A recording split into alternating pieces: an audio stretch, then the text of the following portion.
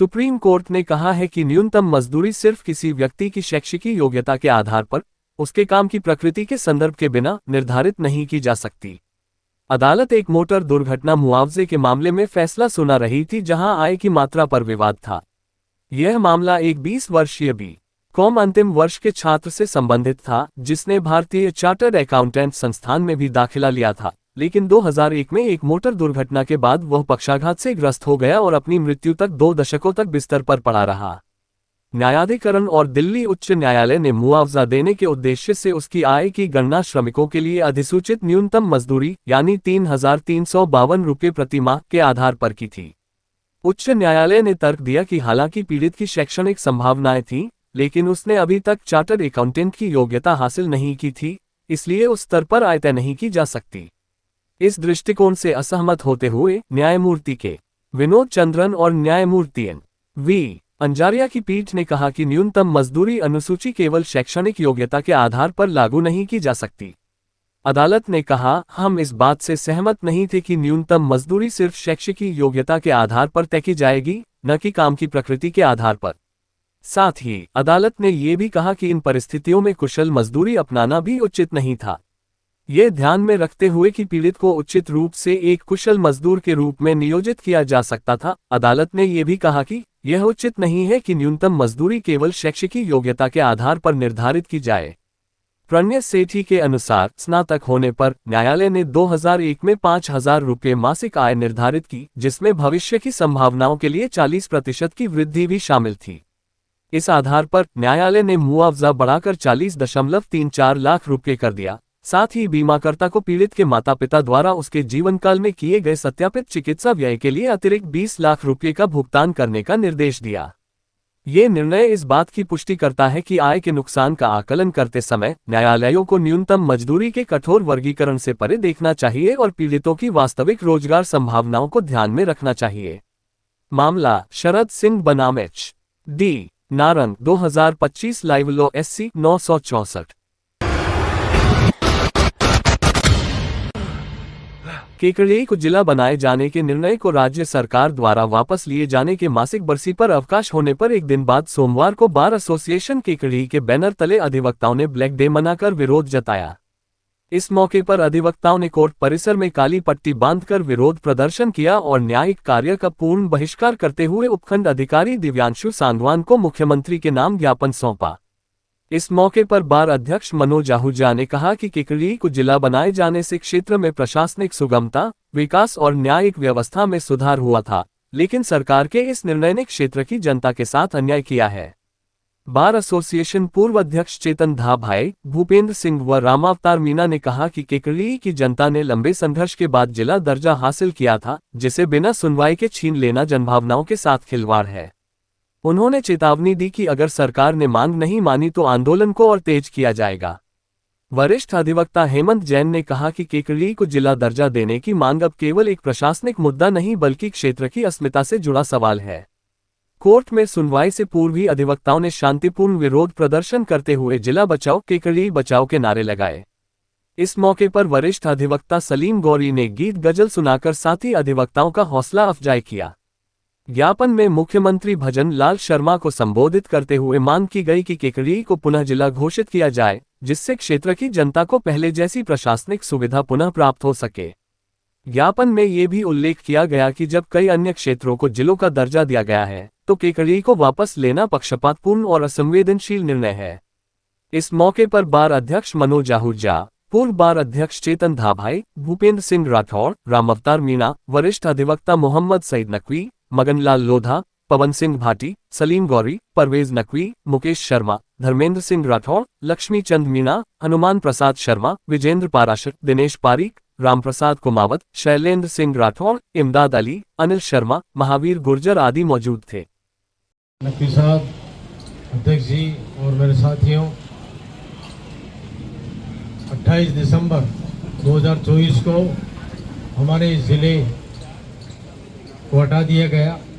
जिले से हम लोगों को महरूम कर दिया गया और जितने भी जिले की सुविधाएं मिलना चालू हुई थी उन सभी को बर्खास्त कर दिया गया।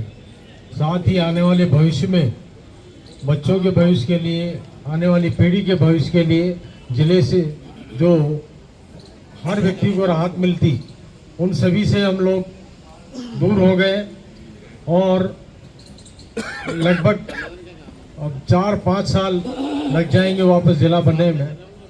तो उन सब चीज़ों से हम 5 साल पिछड़ गए और इस चीज़ के लिए बार एसोसिएशन केकड़ी 28 दिसंबर 2024 से ही आंदोलनरत है। हमें केकड़ी के पेंशनर समाज और दूसरे कई समाजों ने समर्थन दिया है और इस समर्थन को हम जारी रखते हुए हम पुनः सरकार से मांग कर रहे हैं कि आप पुनः सद्बुद्धि प्राप्त करें और इस जिले को बहाल रखें, जिले को वापस स्थापित करें और हमारे इस आंदोलन को जो हमारी गति है इसमें हम कभी भी शिथिलता नहीं आने देंगे जब तक ये जिला नहीं बनेगा। तथा साथ ही साथ कुछ मोटिवेशन हम लोग आपस में एक दूसरे वकीलों का भी करें, पब्लिक का भी करें, जहां आप, क्योंकि आप एक वकील नहीं है, आप एक वकील 200, 400, 500 2-4 गांवों में अपना अपना इफेक्ट रखता है।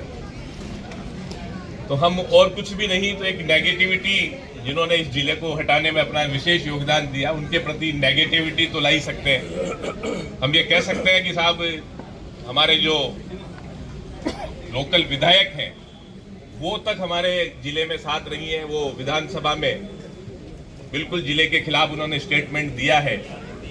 तो ऐसी दिशा में जो विद्रोह है वो बढ़ता है, उस दिशा में ही लोग हमसे जुड़ेंगे और हो सकता है कि इनको सद्बुद्धि आए या और कुछ नहीं तो भी जो आगे का वापस जब जो विधानसभा के चुनाव होंगे तो जो घोषणा पत्र पार्टियों के आएंगे उसमें केकड़ी को वापस जो जिला बनाने वाली बात है उसको यदि वो प्रमुखता से शामिल कर लेंगे तो ये गारंटी हो जाएगी कि 5 साल बाद तो जिला बन जाएगा। तो हमें हार नहीं माननी है, प्रयासरत रहना है। रही आंदोलन को तेज करने की, जब भी चाहेंगे वकील लोग एक साथ 100-200 अभी 1-2-4 अपन 5 ज्यादा ट्राई करते हैं, लेकिन 10, 20, 40, 50 बहुत ज्यादा नुकसान है। और निश्चित तौर पे अधिवक्ता इस बात को समझ पा रहा है कि केकड़ी एक बार जिला बनकर वापस हट गया तो उसके बहुत ज्यादा नुकसान है और धीरे धीरे जनता भी समझ रही है। लेकिन जनता की कुछ मजबूरियां हैं, जैसा कि पूर्व वक्ताओं ने बोला, कुछ मजबूरियां हो सकती है। बार एसोसिएशन की तरफ से जो बातें चलती है कि संख्या कम आती है या ज्यादा आती है, ये मैटर नहीं करती है। आज का मैसेज ये जाएगा कि जिला बार एसोसिएशन केकड़ी ने ब्लैक डे मनाया, यहाँ कितने लोग थे ये अपने बीच की बात है। इसलिए इस मैसेज को ज्यादा नहीं फैलाया कि वहाँ कितने लोग आते हैं कितने जाते हैं। और ये हमने पहले फिक्स कर दिया कि जब तक जिला नहीं आएगा, जब तक ये धरना जारी रहेगा, ये टेंट और तंबू यही रहेंगे। इसका मतलब केकड़ी जिला तो आना है, चाहे ये सरकार लाए चाहे वो सरकार लाए। रही बात अभी जैसे सोशल मीडिया की, तो ये बहुत अच्छा सिस्टम है, जो भी फेसबुक चलाता है या स्टेटस लगा सकता है, निश्चित तौर पे लगाए, क्योंकि मैसेज जाए। और मैं आपको एक बहुत अच्छी चीज आश्वस्त करना चाहता हूं कि ये जो वकीलों का धरना है ना, ये किसी की ना किसी की गले की पांच बना हुआ है, ये पक्की बात है। मतलब और जब पांच ज्यादा देर तक रहती है तो फोड़ा बढ़ जाता है, फोड़े से फिर नासोर में बदल जाती है और बहुत समय तक रहने पर कैंसर तक भी हो सकता है। मतलब तो ये निश्चित तौर पे आप इस बात को लेकर खुश होना चाहिए आपको कि ये किसी न किसी के गले की हड्डी बना हुआ है। कहीं ना कहीं जवाब देना पड़ रहा है कि भाई केकड़ी का धरना समाप्त क्यों नहीं हो रहा है। तो आपको इसको पॉजिटिव लेते हुए इस धरने को कंटिन्यू करना है। जो लोग जुड़ना चाहते हैं उनको पॉजिटिव जोड़िए, जिनके मैसेज आते हैं उनको पॉजिटिव प्रचार कीजिए। जो साथी यहाँ आके प्रचार कर रहा है जिले के पक्ष में, तो उनकी भी बातें आगे पहुंचाइए। और हमें लंबा चलना है, ये विशेष ध्यान रखे। बहुत अच्छी बात है, सद्बुद्धि योग भी हम करेंगे, रैली भी हम निकालेंगे, लेकिन एक एक करके। जैसे सभी साथियों से यही निवेदन करना चाहूँगा कि जो जिले की जो अपने आग जला रखी है काफ़ी टाइम से, तो इसको बढ़ाने के लिए हमें प्रत्येक को प्रैक्टिकल स्तर पर आना पड़ेगा, प्रयास करना पड़ेगा एक एक दिन एक एक सबको। ऐसा नहीं कि अपन ने ब्लैक डे मिला लिया और कल ही गायब हो गया सारी चीज़ें। तो इसके लिए अपन को अपने स्टार्ट किया था, जब भी फेसबुक पे हमने एक आह्वान किया था कि फेसबुक पे अपनी इस पर डालें, तो अभी ऐसा कुछ हो नहीं रहा। मैं चाहता हूँ कि सब डालें, क्योंकि एक के डालने से फर्क नहीं पड़ेगा। अगर अपन सभी बार के सभी सदस्य डालेंगे तो उसका बहुत बड़ा मैसेज आएगा। और क्योंकि जितने सबके पास मोबाइल रहते हैं आजकल, मोबाइल से मैसेज आता है। और मैं तो कहता हूँ कि ये ब्लैक डे पे, प्रत्येक ब्लैक डे पर रैली का आयोजन तो होना ही चाहिए, क्योंकि इससे क्या है, मैसेज आता है। पिछली बार भी गया था और एक अच्छा मैसेज गया था मार्केट या बाजार से भी लोगों का आया था कि नहीं अभी ये हमारा आंदोलन बुझा नहीं है, चल रहा है। तो क्योंकि इसके लिए पर प्रत्येक का सहयोग चाहिए, एक व्यक्ति का या किसी अध्यक्ष साहब के या मेरे या किसी करने से नहीं होगा, इसको सबका सहयोग चाहिए। और इसके लिए सभी को सहयोग से अपन को इसको जो रैली का अपने आयोजन रखा है या बीच में कुछ न कुछ नया चीज़ करना पड़ेगा, सद्बुद्धि किया जाए घंटाघर में, इस टाइप से कुछ कार्यक्रम करोगे तो ये धीरे धीरे मैसेज आएगा। रही बात जैसे भी सोजेराम जी ने कहा था कि साहब धमकियाँ मिल रही है, बहुत सारी चीज़ें हो रही है, बिल्कुल सही बात है। वो जो लोग अपने से जुड़ना चाह रहे हैं उनको धमकियाँ भी मिल रही है, मोबाइल में पर्सन ट्रैक किया जा रहा है, उनको घर पे पूछा जा रहा है कि भाई ये आंदोलन में भागे तो तुम्हारे को अधिकता नहीं बचा पाएंगे, फलाना नहीं कर पाएंगे, टिमका नहीं कर पाएंगे। और सबसे बड़ी बात है साहब, मैं इस आंदोलन से लगातार जुड़ रहा हूँ और मेरे घर तक भी आदमी उन्होंने पूछा है। तो ये आंदोलन को दबने वाला नहीं है, इसे किसी भी व्यक्ति से दबनेंगे नहीं है। मैंने उनको कहा कि यदि ये पर्सनल है मेरा जिला, उनका आप पर्सनल काम करा लो, ये जिला भी मेरा पर्सनल है, मेरे आपसे कोई काम पड़ने वाला नहीं है और किसी अधिकता का पड़ने वाला नहीं है। हम सब सक्षम है, चाहे कांग्रेस की सरकार हो चाहे बीजेपी की सरकार हो, हमें किसी एमएलए से या किसी से हमें कोई फर्क पड़ने वाला नहीं। हमें हमारी प्योर वकालत करते हैं, हमें उस पर कोई प्रभाव पड़ने वाला नहीं है। ना हमारा ट्रांसफर कर सकता है वो, ना हमारा किसी प्रकार का कुछ बिगाड़ सकता है। हमारे परिषद के आगे बढ़ाया है निश्चित तौर पे आपका बार एसोसिएशन केकड़ी, और आने वाले समय में जब ये जिला बनेगा तब ये पूरा आवाम आपको इस बात का ध्यान रखेगा कि निश्चित तौर पे आपका, नकवी साहब का, हेमंत जी जैन साहब का, आप सभी का जो महत्वपूर्ण योगदान रहा है उसके लिए आपका बहुत बहुत आभार। अब मैं हमारे लक्ष्मीचंद जी मीणा जी से मैं निवेदन करूंगा कि कृपया आप भी पधारें और आप भी हमें मार्गदर्शन करें। सापंदा रोड स्थित श्री सुधा सागर Digambar Jain Vidya Vihar senior secondary school के कक्षा 10 में अध्ययनरत छात्र युगादित्य सिंह राठौड़ पुत्र होनहार सिंह राठौड़ ने शिक्षा विभाग द्वारा आयोजित 17 वर्ष छात्र वर्ग की 69वीं जिला स्तरीय क्रिकेट प्रतियोगिता के अंतर्गत उत्कृष्ट प्रदर्शन कर राज्य स्तरीय क्रिकेट प्रतियोगिता में भाग लेने की योग्यता हासिल की है। टीम प्रभारी टीकम राव ने बताया कि यह प्रतियोगिता अजमेर जिले के स्वामी विवेकानंद राजकीय मॉडल स्कूल माकड़वाली श्रीनगर में आयोजित हुई थी।